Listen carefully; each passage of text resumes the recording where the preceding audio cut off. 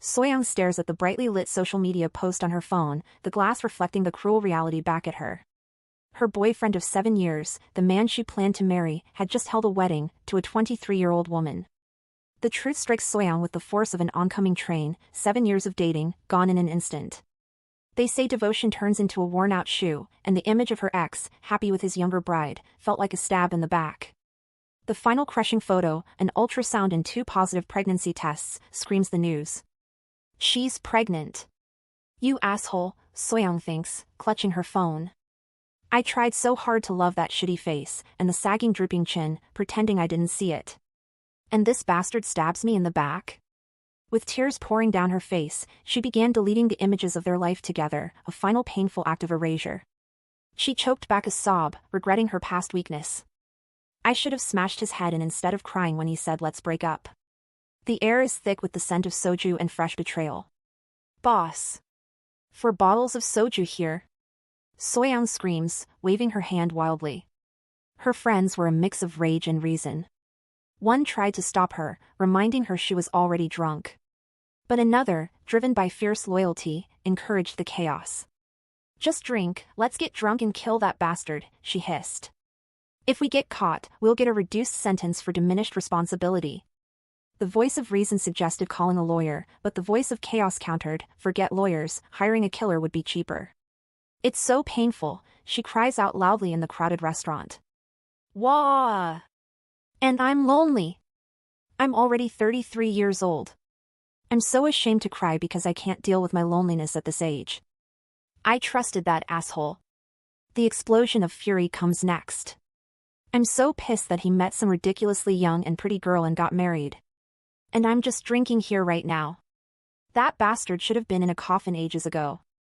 Soyoung snatches a bottle opener and pries open a beer with violent, desperate energy. She sends a final, desperate prayer into the indifferent city night. God, please. Can you hear me, an atheist? I'm not asking for much. Just send me a tall, young, faithful, energetic, disease-free, family-oriented, handsome hot guy who only has eyes for me. As she pops the cap off the bottle, sending it rolling across the floor, the door swings open and the cap spins settling near a pair of military boots. A young, tall, impossibly handsome man walks in wearing a military uniform. He scratches the back of his neck, commenting on something driving him crazy, then he smiles and walks straight towards Soyoung. Jackpot, the prayer's answer arrives in the form of a massive imposing soldier. He places a large hand on her shoulder, his voice a deep rumble. Huang Soyoung, he greets her informally. Soyoung turns around, her drunken eyes widening. Quan take, she slurs. Immediately slipping into old habits, she scolds him for speaking informally with her. He is Quan take, the boy she practically raised, now a 21-year-old discharged soldier. He pulls her flesh against his chest, his gaze intense. Why do you keep treating me like a child when I am already grown? Quan take bristled. Her friends interrupt them, fascinated. I apologize for being rude and late with the introductions. The soldier, freshly out of the army, looked them straight in the eye. I'm Quan take. 21 years old, freshly discharged from the army, and I'm the man who will be Soyoung's husband. He pulls the stunned, blushing Soyoung into a hug, and as she struggles to process the sudden, ridiculous answer to her wish, a flashback confirming the audacity of the situation, a younger Quan take, super in love, promising to marry her when he grows up appears. Quan take leans in, his smile earnest. Keep your promise, Soyoung Nuna. It's not like that. Soyoung protests immediately. We're just neighbors. She shrieks, but Quan take is insistent. Oh, he's so cute. Her friends coo. Quan take turns his charm on her bewildered friends. Ladies, is it okay if I join you? He asks with a predatory smile. Soyoung, still reeling, shouts, What? Your seat is my seat and your spot is my spot. What's the difference? He asks. Her friends are quickly won over by his physique and confidence. Of course, it's okay. You're going to be our Soyoung's husband. Make yourself comfortable, they agree, and Quan take slides into the seat, completely at ease. Her friends already start celebrating and pouring him a drink. Huang Su. Why didn't you tell us you had such a young and handsome husband? One asks. Exactly. I was totally surprised when I heard you were getting married. Another exclaims, clearly enjoying teasing her. Soyeon leaps up, slamming her hand on the table. It's not like that, she shrieks. My parents used to run a store, you know? Take's mom's cafe was right next to our store. I've known him since he was a baby. Hello! The memory flashes to an adult woman cradling a baby. Soyeon is here, and a conversation with the young Soyeon. Auntie? Where is Take? Kwon Take snaps her out of the reverie. Why are you even bringing up those stories? A friend interjects, cutting to the chase. You must know about Soyeon's broken engagement. Yes, that's why I am here. He answers honestly. What are you saying now? Soyeon starts to ask, then changes her mind. Never mind, what would you like to order? Why? He blocks her. You're changing the subject. Are you afraid I'll say that you broke up well with that piece of trash? Take leans in, his smile cold and possessive. Even though it took you quite a while, I feel so relieved knowing that old man won't be lingering around you anymore. She stands up angrily, towering over him. Kwon Take, you get up too. She commands and then turns to her friends. We'll be leaving first. As they leave, she tries to pay the bill. The guy behind you already took care of it, the worker tells her, and she turns towards him, her expression frightening. Why did you pay for it? She demands. He smirks. I said I was going to, didn't I? I'll send you the money through the app later. She declares stubbornly. Send me money and I'm adding 3 zeros and sending it back. He says, his expression darkening. Outside, she walks with hurried steps. You had no idea how awkward I felt. You were being pretty disrespectful. She stops. And most of all, stop with this future husband nonsense. Suddenly, she stumbles, and with a yelp of surprise, whoa. He grabs her arm, yanking her back as her heel gives way. What if you'd fallen? He growls, pinning her close. Don't you get why I was so mad at your ex, why I say those things to you? His voice softens and she is left breathless. No, he prompts. Her hand reaches up, gently touching his chest. Then she grabs a fistful of his shirt violently. You, get your kicks out of messing with your spinster aunt. Take recoils. Spinster? That's absurd. She shivers slightly, her heels unsteady, so he takes off his shirt and drapes it on her shoulders, then he bends down low, his back turned to her. A piggyback ride, he announces. She tries to argue, but he wears her down, so she agrees, and he scoops her up effortlessly, his hands trembling as he settles her on his back, and they both settle into a comfortable silence as he carries her home. He stands by her door and he rushes forward as she stumbles on her heel. I'll get your shoes off for you, he murmurs, gently grasping her ankle. He removes the shoe. Your feet are all red from the heels, you don't have any cuts, but they look a little swollen? He complains. Thanks, Take. She smiles and pats him on the head. Seriously, Hwang Soyeon. Even though I'm over here a lot, I'm a man now. Aren't you being way too casual? Don't you see me as a guy at all? What the hell do I have to do to make you see me as a man? He thinks to himself, feeling very frustrated. He holds her foot carefully. She snaps, hey. Stop touching my feet. Besides, I haven't washed them. He looks up, expression intense. They're not dirty. Your feet are pretty. She blushes and wrenches her foot away. Stop touching me, you're still so silly, you haven't grown a bit from back then. You haven't grown up at all. She spits. He pulls off his shirt suddenly. You just said I haven't grown up at all, right? He steps into her personal space. Do I suddenly look like a man? He asks with a smirk. What are you even saying? She mutters, glancing at his bare torso and blushing furiously. Put your shirt back on. She commands. I can't do that, I need to take a shower. He presses his massive shoulder against the door. So, I'm going to use your bathroom. He steps into the bathroom. She points vaguely, the shampoo is here, the body wash is here. She shoves the shower head, now pointed straight at his face. Take a cold shower. But the shower malfunctions, wetting her instead. He immediately reaches for his camouflage jacket and throws it at her. Put this on for now. Their eyes meet, and after an intense stare down, the air shifts and she lunges forward, pushing him to express his feelings, finally revealing them. Their lips crash together in a furious kiss, a long-awaited explosion of emotion. The crushing reality of the present returns. Soyeon scoffs.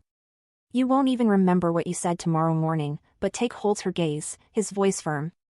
I've liked you for a very long time. He pushes a necklace toward her. Please accept it. Ha ha, ha. Taek, you're drunk, aren't you? Soyeon's hands rest on Taek's firm, muscled chest. A memory surfaces, Taek's adolescent voice layered over the adult moment, I like you, Hwang Soyeon.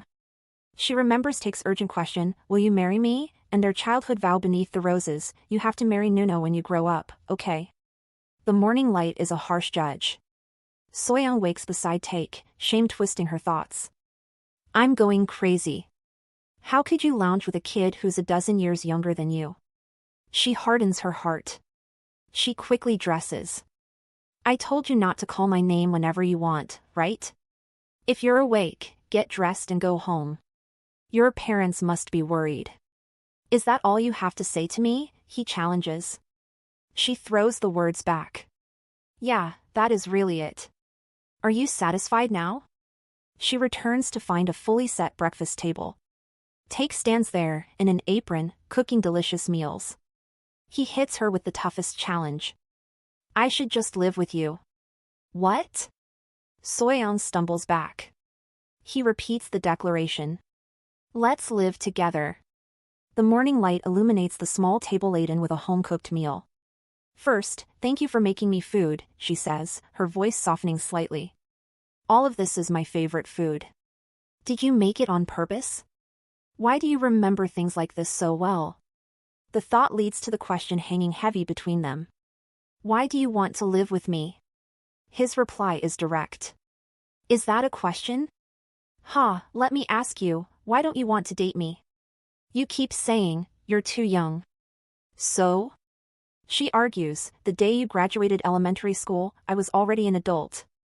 If you were me, would you think it makes sense to date someone you've known since they were a baby? He doesn't flinch. He grabs her arm. I've wanted to ask you since yesterday.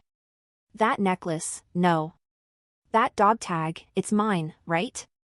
She tosses the metallic tag onto the table. I clearly gave it to my youngest sibling. If it weren't for your sibling's request, I would have thrown it away a long time ago. Relationships are hard, and I don't want to have a difficult relationship with you. He reaches out, gently caressing the back of her hand. He kneels on the floor. Hwang Soyeon. You and I, let's live together for exactly 1 month. Let's try living together first and then talk. If you still feel the same way about me after a month, then I'll give up cleanly. She lets out a cynical laugh. Whatever. Why? Are you scared you'll fall too hard for me? He challenges. I guarantee you won't even last a month before getting kicked out. He just smirks. We'll see about that, won't we?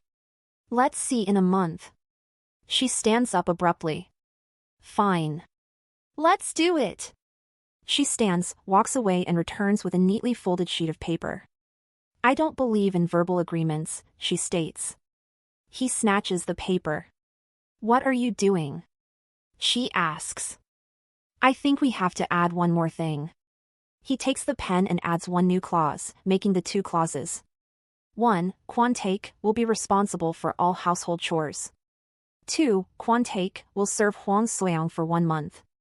Why? Isn't that what you wanted? He challenges. She pushes herself against his chest. Hwang Soyeon, you like me, don't you? While we're living together, you should enjoy it to your heart's content, right? She pushes him away. Don't be mistaken. Taek's actions are all just jest. He's still young, so he's confusing his gratitude for wanting to be in a relationship. Taek is at that age, she thinks quietly to herself. He catches her hand and kisses her knuckles, noticing her hesitancy. Please don't waver, Hwang Soyeon, he pleads silently, with his eyes boring into her soul. Okay, fine. Serve me until I'm sick of it. Who knows? Maybe I'll like you a little? No? You're going to love me too much. He declares confidently. As she dresses for work, he grabs her and kisses her cheek. Then have a good day, honey. Hey! Are you crazy? She screams. Your husband will pick you up, so wait for me at the shop, got it? At the bakery, Soyoung is distracted. A rude customer enters, reminding her of her phone full of messages from men, the one thing she hated about taking down her engagement post, disgusting men trying to have her now that she is single. Kwon Take, she murmurs, the thought of his face flashing in her mind. Then, Take appears, impeccably dressed in a dark suit. Why are you wearing a suit? I wore it to celebrate Hwang Soyoung getting a new groom today. How is it? Do you like it? The rude customer approaches. Haha. Is this perhaps Soyoung Su's new boyfriend? Take's smile fades. Ah, hello. I didn't even realize you were there. Do you happen to know my Soyoung? The customer stammers and leaves. Soyoung watches Take, a strange thought blooms in her head. Maybe I should just marry him. He smiles. Hwang Soyoung. Let's go home. She meets his gaze, finally accepting the inevitability. Yeah. He takes her hand. You worked hard today. Let's go home. The end.